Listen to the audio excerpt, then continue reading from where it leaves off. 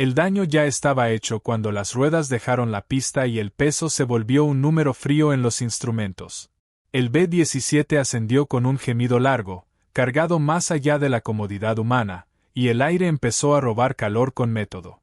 El tiempo se comprimió en procedimientos repetidos y manos ocupadas. La presión no esperaba al enemigo. El cielo ya cobraba. No había margen. En la cola, el artillero tenía 19 años y las manos siempre temblorosas, un gesto mínimo que el entrenamiento no borró. Ajustó el arnés siguiendo una secuencia memorizada y miró el pasillo como si midiera una distancia que no iba a cruzar. El avión vibraba con una constancia que parecía normalidad. La normalidad era una trampa útil. El ruido hacía imposible pensar. Nada era personal. Pero la altura siguió subiendo porque así estaba escrito en el plan de vuelo, y cada metro añadía una resta silenciosa al cuerpo. El oxígeno adelgazó sin avisar y la respiración pasó a ser una tarea contada. Las máscaras colgaban como promesas técnicas. La temperatura cayó con disciplina. El metal aprendía a morder. Se aceptó como rutina. El bombardero no había visto fuego enemigo y aún así ya perdía algo que no volvería. El aire frío cruzaba juntas imperfectas y se quedaba en la piel. Los dedos buscaban calor en el guante y no lo encontraban. La tripulación repetía gestos para no pensar en el tiempo. El tiempo se volvió procedimiento. Orden sin rostro. Sin embargo, la formación exigía una línea recta sostenida, una geometría que reducía errores estadísticos y aumentaba cuerpos expuestos. Volar recto no era valentía, era compatibilidad con el sistema. Los instrumentos pedían estabilidad y el cuerpo la pagaba. El ruido constante borraba cualquier impulso individual. La recta imponía su ley. No era opcional. No rompas formación. Sigue recto. Y entonces la lógica se cerró como una puerta bien aceitada. No era un error, era el plan. El avión, diseñado para volver agujereado, asumía el daño como dato aceptable. La misión necesitaba constancia más que personas. El diseño ya había decidido quién absorbía el costo. Diseño come carne. Pero el primer impacto no vino de afuera sino de adentro, cuando el frío alcanzó un límite medible y la visión del artillero se volvió borrosa por segundos, lo suficiente para perder un punto fijo. No cayó, no gritó, no pidió ayuda. Ajustó la máscara y el mundo regresó incompleto. El cuerpo avisó una sola vez. Advertencia ignorada. La vibración cambió de tono y nadie lo comentó porque comentar no reparaba. El peso seguía allí, la carga seguía allí, la altura seguía allí. El avión obedecía y eso era considerado éxito. La cabina mantenía números dentro de rangos. Los rangos no incluían dedos ni pulmones. Cálculo puro. Sin embargo, cada minuto añadido sin desvío acumulaba un daño que no aparecía en los informes iniciales. El frío seguía, el oxígeno seguía, la recta seguía. La tripulación aprendía a ser parte de una línea. El sistema medía trayectorias, no temblores. Sin salida humana. Pero el B-17 avanzaba como si el regreso ya hubiera ocurrido, como si el daño futuro fuera pasado administrativo. Los hombres eran piezas intercambiables dentro de una estructura que premiaba la repetición. El cielo no necesitaba disparar para cobrar. Bastaba con mantener condiciones. Basta con seguir. Sin embargo, el enemigo real no tenía forma ni ruido, estaba en la suma de decisiones correctas. La altura correcta, la ruta correcta, la formación correcta. Cada correcto recortaba margen vital. La precisión era un cuchillo lento. Corte constante. Y entonces el tiempo dejó de sentirse lineal y pasó a ser una secuencia de chequeos que no terminaban. Nadie hablaba más de lo necesario. La máquina marcaba el ritmo. El cuerpo obedecía hasta donde podía. Procedimiento mata primero. Pero aún así el avión seguía entero a los ojos del sistema, y esa entereza justificaba todo lo anterior. Volvería agujereado y eso sería celebrado. Lo que se perdía antes no se contaba. El éxito estaba definido de antemano. Éxito sin testigos. Al final del tramo inicial, nada parecía haber ocurrido y, sin embargo, ya faltaba algo irrecuperable. El plan seguía limpio. La tripulación también, en apariencia. El costo ya había sido cobrado. No hubo sorpresa. La presión llegó antes que el enemigo, apretando el aire dentro de los pulmones mientras la altura convertía cada respiración en una tarea cronometrada. El frío no cayó de golpe, avanzó con método, ocupando primero el metal y luego la piel. Los procedimientos siguieron como si el cuerpo fuera un instrumento confiable. El reloj marcaba progreso. El cuerpo marcaba deuda. Deuda acumulada. El navegante tenía 27 años y los labios permanentemente azulados, una señal pequeña que nadie registró en los informes. Revisó cálculos con guantes rígidos, ajustando números que no contemplaban circulación ni temblores. El mapa se mantenía estable porque debía mantenerse estable. La cabina aceptaba la altura como condición necesaria. El frío ya estaba dentro. Condición aceptada. Pero subir más reducía el margen del enemigo y aumentaba la dependencia del oxígeno artificial, una sustitución imperfecta que el cuerpo notaba antes que los instrumentos. Las máscaras entregaban aire correcto a ritmos que no consideraban pánico ni cansancio. El aire era suficiente según la doctrina. El aire no era suficiente según la sangre. Suficiente en papel. El metal crujía con sonidos finos, contracciones mínimas que indicaban contracción térmica. Nadie habló de eso. Hablar no cambiaba la ruta. La formación seguía firme, una línea limpia contra el cielo claro. La claridad era engañosa. Silencio operativo. Sin embargo, el frío empezó a espesar movimientos, alargando segundos entre intención y acción. Los guantes no fallaban, las manos sí. La máscara rozaba la piel con una fricción constante que recordaba su presencia. Cada respiración tenía un inicio y un final conscientes. La conciencia se gastaba. Gasto continuo. Máscara puesta. No desciendas. Y entonces el cuerpo del navegante cruzó un límite medible cuando la visión se volvió borrosa por un instante, lo suficiente para perder un número y recuperarlo sin comentario. No hubo alarma. No hubo registro.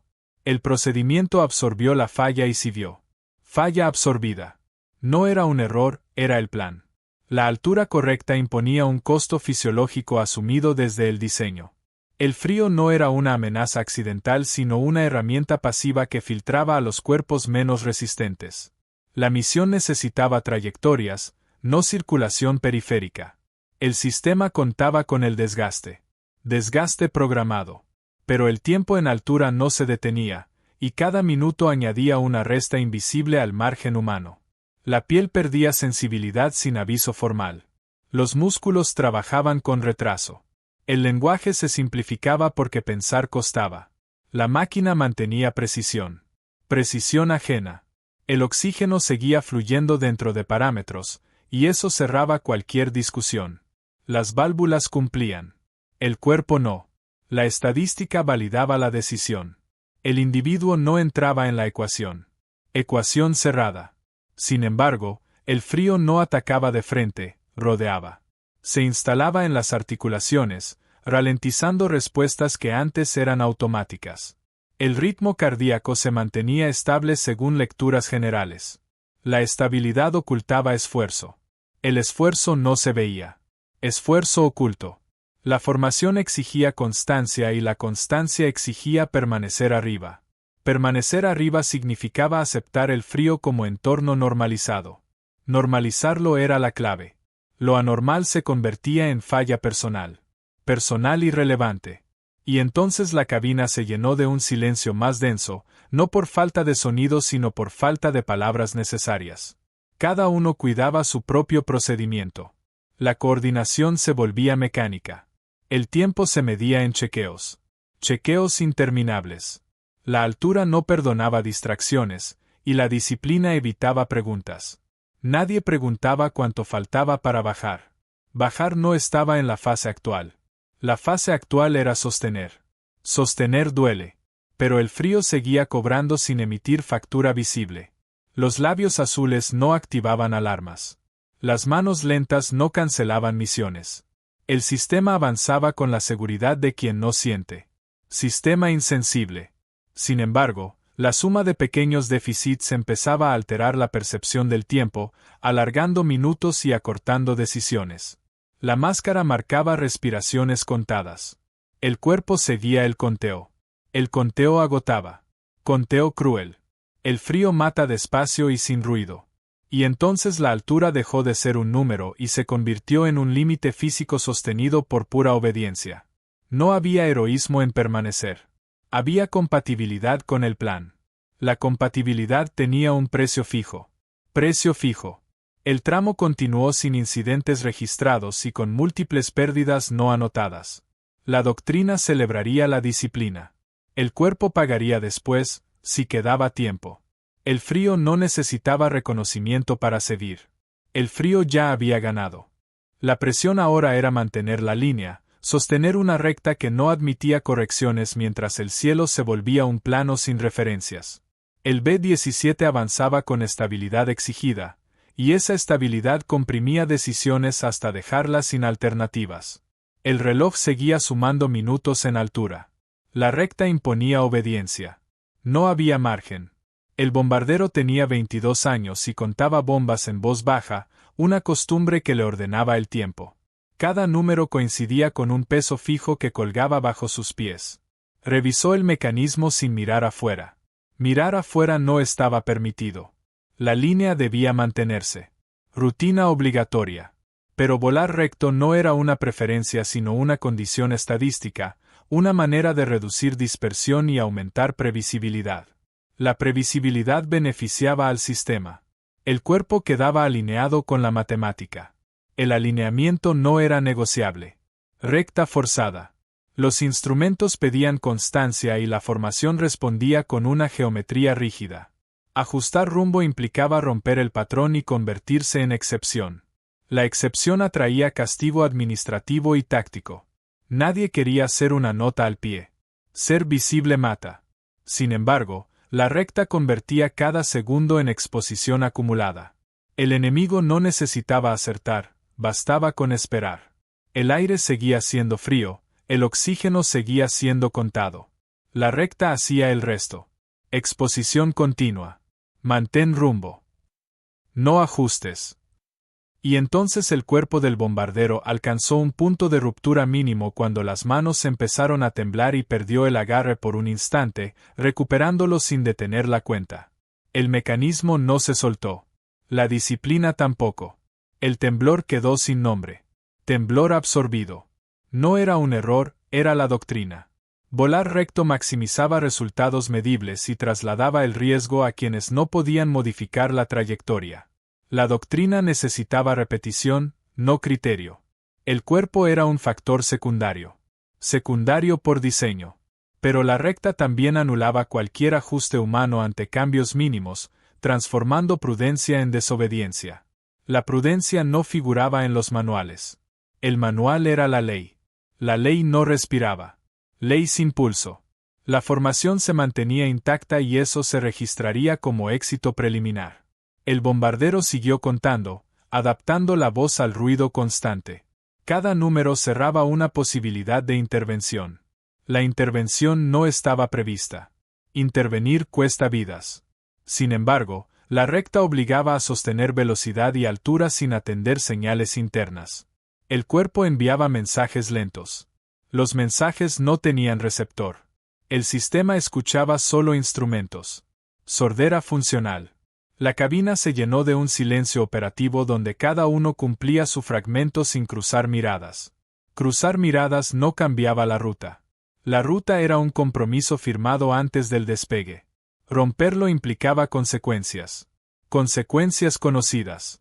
Y entonces el tiempo dejó de ser una progresión y pasó a ser una espera rígida, una espera dentro de una línea que no terminaba. El bombardero siguió contando para no pensar en la recta interminable. Pensar no alteraba parámetros. Parámetros mandan. La estabilidad aparente ocultaba microajustes constantes para sostener la geometría.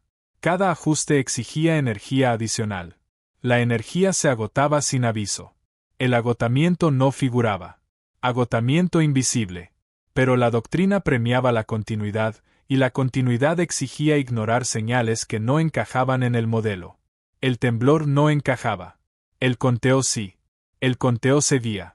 Conteo anestesia. Sin embargo, la recta también eliminaba la ilusión de control individual. No había decisión personal que pudiera mejorar el resultado. La obediencia era la única acción válida. La obediencia tenía costo. Costo acumulativo. La doctrina exige seguir volando siempre.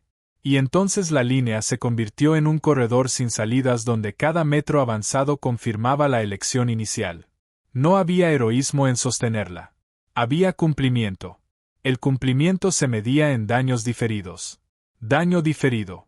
El tramo avanzó sin desviaciones registradas y con cuerpos cada vez más alineados a una geometría que no contemplaba fatiga. La recta siguió intacta. La tripulación no. La recta decidió por ellos. La consecuencia inmediata fue la orden implícita de regresar sin alterar nada, como si el regreso fuera una prueba más de que todo había funcionado. El avión descendía con heridas visibles y sistemas aún operativos, y esa combinación activaba protocolos de evaluación que no incluían nombres. El tiempo apretaba porque el aterrizaje debía cerrar la secuencia. El daño tenía que ser legible. Registro primero. El piloto tenía 31 años y la mandíbula rígida sin pestañear, un gesto que mantenía desde hacía horas para sostener concentración. Ajustó potencia siguiendo referencias memorizadas, sin mirar los rostros detrás. El mando esperaba cumplimiento limpio. El cumplimiento era medible. Cumplir salva informes. Pero el regreso no era descanso sino examen, una fase donde cada impacto aceptado se convertía en mérito operativo. El avión mantenía control suficiente y eso bastaba. El cuerpo no entraba en la ecuación de evaluación. El mando necesitaba aeronaves que volvieran. Volver justifica todo. Los procedimientos de aproximación exigían estabilidad pese a vibraciones residuales. La estabilidad ocultaba daños internos. El piloto seguía la secuencia con precisión porque la precisión protegía carreras ajenas.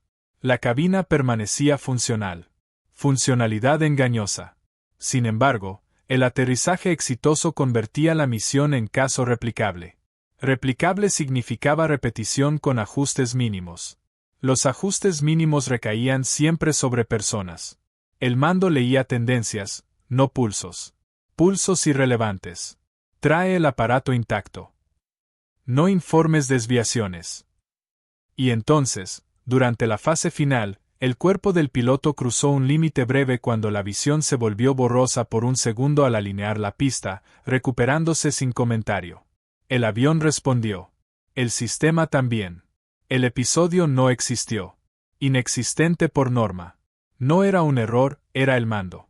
La cadena de órdenes premiaba retornos visibles y castigaba cualquier alteración del relato. El relato necesitaba continuidad para sostener planificación. La planificación absorbía desgaste humano como variable silenciosa. Variable sacrificeable. Pero la pista se acercaba y con ella la validación formal de todo lo anterior. El tren tocó superficie y el impacto fue aceptable. Aceptable cerraba el ciclo. Cerrado significaba listo para repetirse. Ciclo cerrado. La tripulación descendió sin ceremonia, siguiendo tiempos marcados. El piloto entregó el avión a personal de tierra sin cruzar miradas. El intercambio era técnico. Lo técnico anulaba preguntas. Preguntas fuera. Sin embargo, el informe preliminar resaltó la capacidad de retorno bajo daño, un indicador clave para el mando. Cada línea escrita fortalecía la decisión original. El texto limpiaba el costo.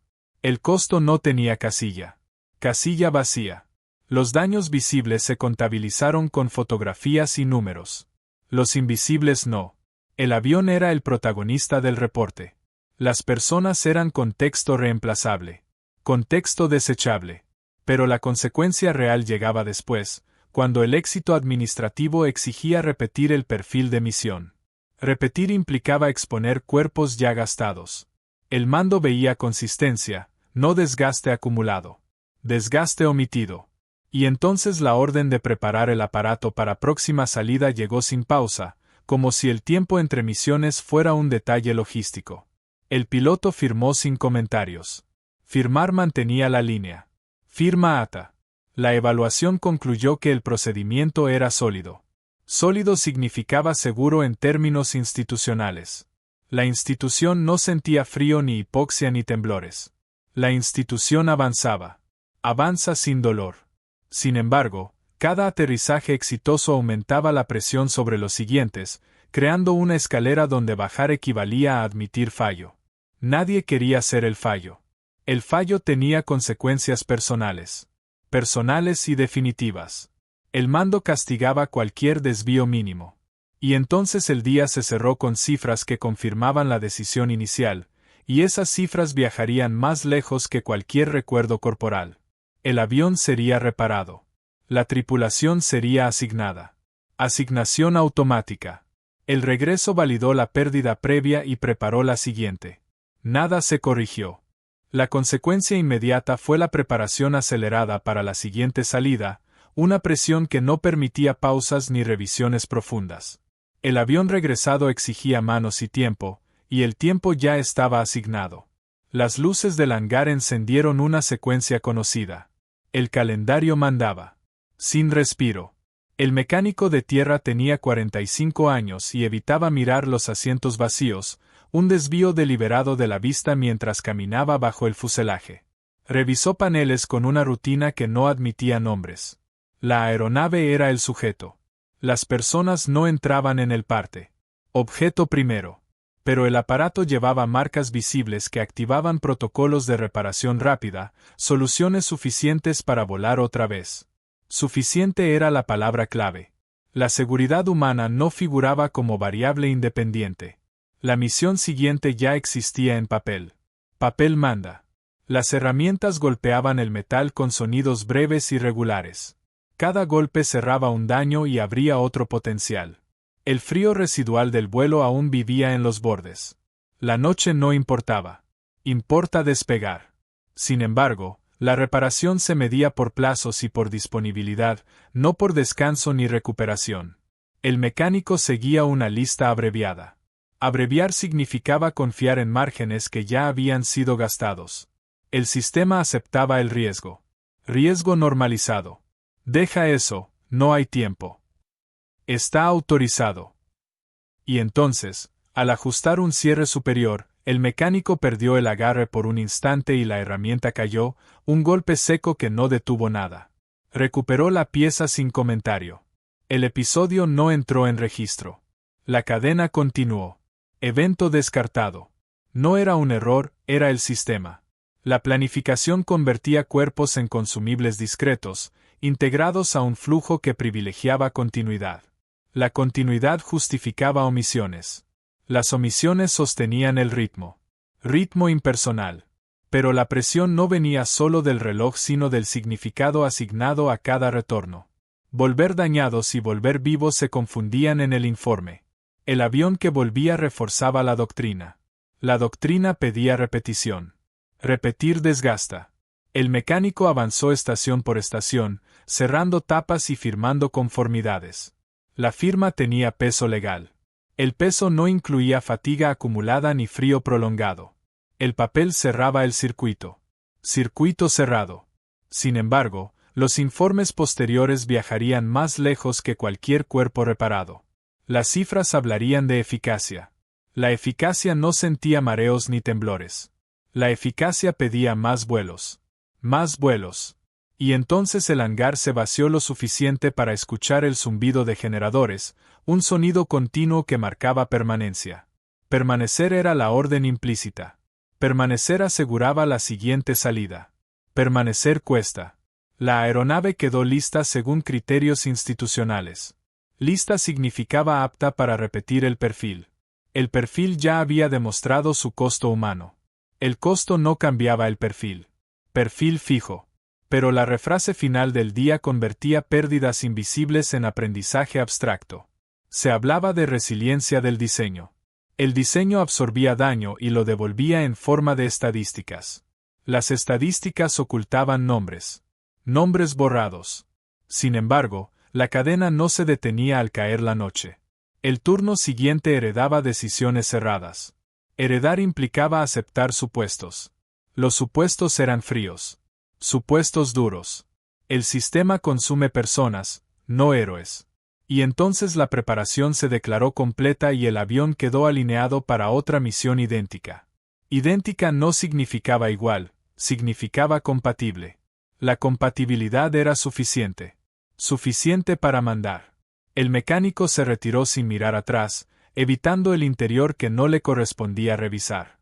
Evitar era una forma de seguir. Seguir mantenía el empleo. El empleo no protegía del vacío. Vacío funcional. Sin embargo, el significado final no estaba en el hangar sino en la suma de ciclos repetidos, donde cada éxito administrativo reducía la probabilidad de cambio. Cambiar implicaba admitir diseño fallido. Nadie admitía eso. Admisión prohibida. La máquina quedó lista y la doctrina intacta, y entre ambas se cerró un acuerdo silencioso que no necesitaba consentimiento humano. Morir fue parte del procedimiento estándar.